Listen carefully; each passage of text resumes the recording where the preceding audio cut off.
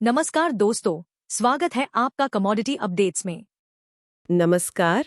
आज हम एक बहुत ही दिलचस्प विषय पर बात करने वाले हैं, सोना और चांदी। जी जी। इनकी कीमतें आजकल जिस तरह से बढ़ रही हैं वो वाकई देखने लायक है।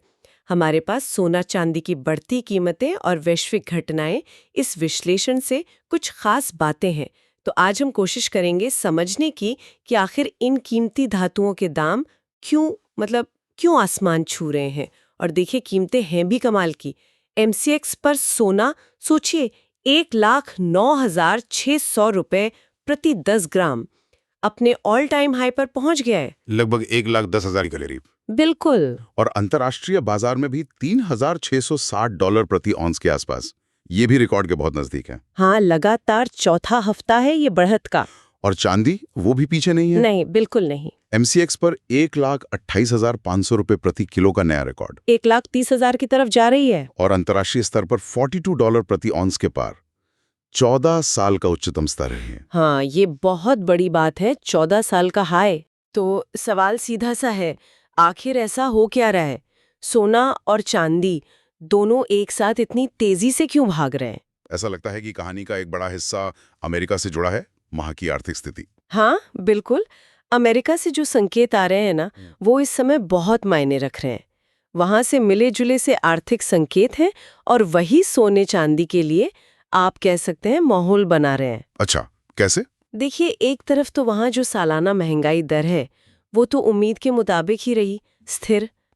लेकिन दूसरी तरफ जो प्रोड्यूसर कीमतें हैं उनमें गिरावट आई है, और वो भी उम्मीद से ज्यादा। ओह, अच्छा। हाँ, और साथ ही बेरोजगारी के जो दावे हैं वो पिछले 4 साल के सबसे ऊंचे स्तर पर पहुंच गए। ओहो। तो ये सब मिलकर क्या इशारा कर रहे हैं कि अर्थव्यवस्था शायद थोड़ी थोड़ी सुस्त पड़ रही है। और जैसे ही बाजार को ये भनक लगती है कि अर्थव्यवस्था धीमी हो रही है, हाँ, तो फौरन अंदाजे लगने लगते हैं कि फेडरल रिजर्व, मतलब अमेरिका का सेंट्रल बैंक, वो शायद ब्याज दरें घटाएगा अर्थव्यवस्था को सपोर्ट करने के लिए। अच्छा।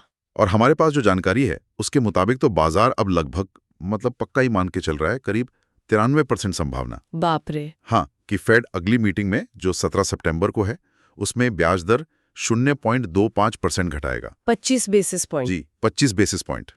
और कुछ लोग तो इससे भी ज्यादा, मतलब आधा % कटौती की भी बात कर रहे हैं। अच्छा, तो ये जो ब्याज दरों में कटौती की उम्मीद है, ये सोने चांदी के लिए इतनी अच्छी खबर क्यों है? इसका सीधा कनेक्शन क्या है? हाँ, देखिए, इसके 2 मुख्य कारण हैं। पहला तो ये कि सोना और चांदी, इन पर कोई ब्याज या डिविडेंड तो मिलता नहीं है। हाँ हाँ। नॉन यील्डिंग एसेट, बिल्कुल। तो जब ब्याज दरें ज्यादा होती हैं तब बॉन्ड्स वगैरह में पैसा लगाकर अच्छा रिटर्न मिल जाता है। सही। तो सोने चांदी में पैसा रखने का कोई मतलब नहीं बनता। बिल्कुल। लेकिन जब ब्याज दरें गिरने वाली हों या गिर रही हों, हाँ, तो बॉन्ड्स का रिटर्न कम हो जाता है। तब सोना चांदी रखना ज्यादा फायदेमंद लगने लगता है। मतलब उसकी अवसर लागत, अपॉर्चुनिटी कॉस्ट, वो कम हो जाती है। ओके, समझ गई। और दूसरा कारण जुड़ा है अमेरिकी डॉलर से। अच्छा। आमतौर पर ऐसा होता है कि जब अमेरिका में ब्याज दरें कम होती हैं हाँ तो डॉलर थोड़ा कमजोर होता है। हाँ और क्योंकि सोने चांदी के दाम अंतर्राष्ट्रीय बाजार में डॉलर में तय होते हैं, हाँ। तो अगर डॉलर कमजोर होगा तो जिनके पास दूसरी करेंसी है उनके लिए सोना चांदी खरीदना सस्ता हो जाएगा। अच्छा, हाँ, डिमांड बढ़ेगी। बिल्कुल। तो डिमांड बढ़ती है, कीमतें ऊपर जाती हैं। तो ये कम ब्याज दरों की उम्मीद एक तरह से डबल फायदा पहुंचा रही है इनको। ये तो हुई पूरी आर्थिक कहानी, ब्याज दरें, डॉलर। लेकिन विश्लेषण ये भी कह रहा है कि दुनिया भर में जो उथल पुथल मची है, हाँ, उसका भी इसमें एक बड़ा हाथ है। ये भू राजनीतिक तनाव कैसे आग में घी डाल रहे हैं। हाँ, ये भी बहुत अहम है। सोना और चांदी को ना पारंपरिक तौर पर सेफ हेवन माना जाता है। सुरक्षित आश्रय। मतलब जब भी दुनिया में कोई टेंशन बढ़ती है, अस्थिरता आती है, कोई लड़ाई झगड़ा, हाँ, या कोई बड़ी आर्थिक चिंता, तो निवेशक क्या करते हैं? वो शेयर बाजार जैसे रिस्की निवेश से पैसा निकालकर सोने चांदी में लगा देते हैं। क्योंकि इन्हें ज्यादा सुरक्षित माना जाता है। सही है। और अभी आप देखें तो दुनिया में तनाव कम तो नहीं है। बिल्कुल नहीं। जानकारी के मुताबिक अमेरिका अपने G7 साथियों पर दबाव डाल रहा है अच्छा। कि भारत और चीन जो रूस से कच्चा तेल खरीद रहे हैं उस पर ज्यादा टैरिफ लगाओ। अरे, ये तो व्यापारिक तनाव हो गया। बिल्कुल।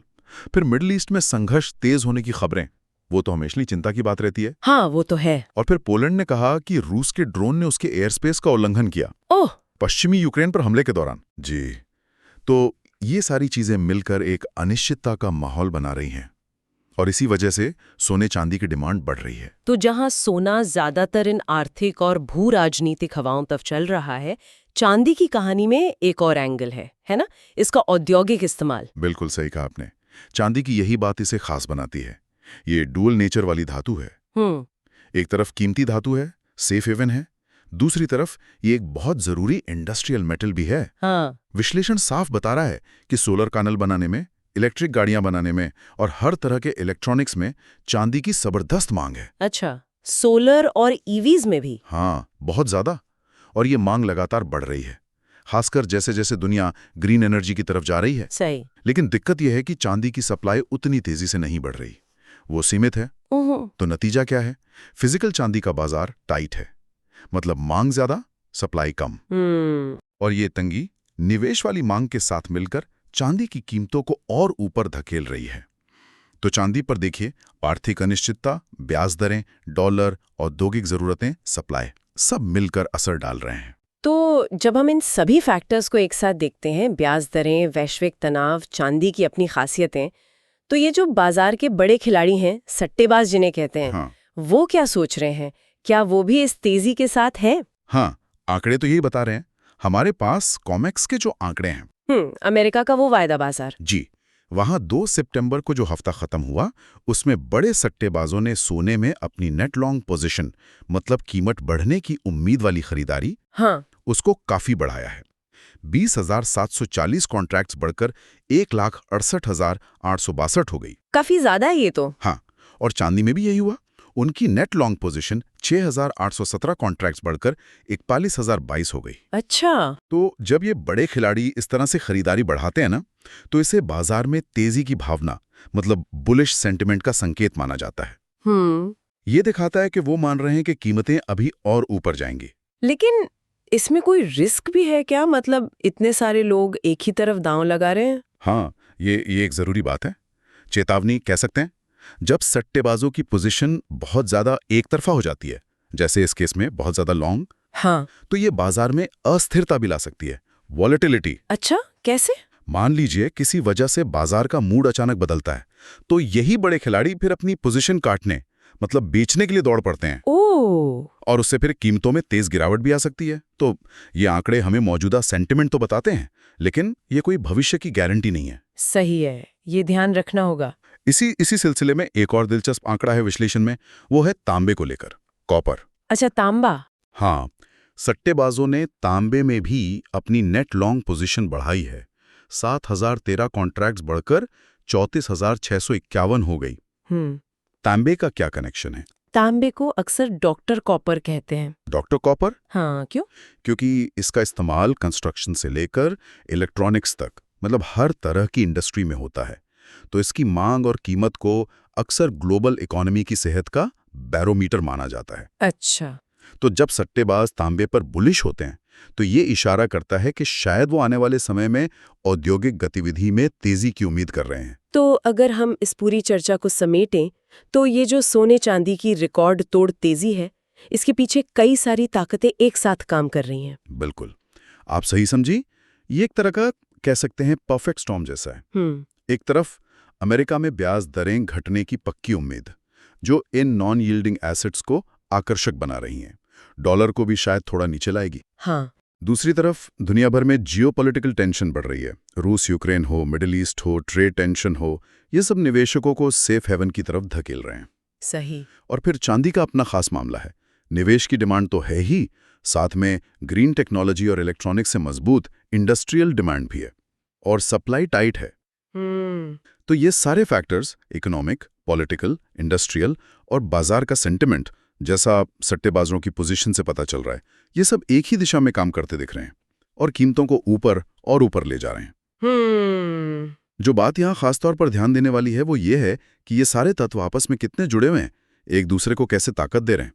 ये कोई एक कारण नहीं है, ये कई कारणों का संगम है। वाकई ये बहुत ही जटिल तस्वीर है जिसमें कई परतें हैं। चलिए, श्रोताओं के लिए एक विचार छोड़ जाते हैं जिस पर वे आगे सोच सकते हैं। हमने देखा कि निवेशक सोने चांदी जैसी सुरक्षित संपत्तियों में जमकर पैसा लगा रहे हैं। ये अक्सर डर या अनिश्चितता का माहौल दिखाता है। हाँ। लेकिन साथ ही जैसा भी आपने बताया, विश्लेषण में ये भी सामने आया कि वही निवेशक तांबे पर भी तेजी का दांव लगा रहे हैं, जी। जिसे औद्योगिक सेहत और आर्थिक विकास का इंडिकेटर माना जाता है। रकम। तो एक ही समय पर ये दोनों ट्रेंड्स, सेफ हेवन की तलाश भी और औद्योगिक विकास की उम्मीद भी, ये क्या संकेत दे रहे हैं? क्या ये विरोधाभासी सिग्नल है या ये किसी ज्यादा गहरी, ज्यादा जटिल वैश्विक आर्थिक तस्वीर की तरफ इशारा कर रही हैं, जहां शायद कुछ हिस्सों में ग्रोथ की उम्मीद तो है, लेकिन साथ ही बड़े पैमाने पर अनिश्चितता और रिस्क भी बने हुए हैं? इस पहेली पर सोचना वाकई दिलचस्प होगा। एक जरूरी बात, ये चैनल सिर्फ एजुकेशनल और इन्फॉर्मेशनल पर्पस के लिए है। बने रहिए हमारे साथ हर बड़ी कमोडिटी खबर के लिए, सिर्फ कमोडिटी अपडेट्स पर। चैनल को सब्सक्राइब जरूर कीजिए और बेल आइकन दबाएं ताकि आप कोई भी इंपॉर्टेंट अपडेट मिस ना करें। धन्यवाद।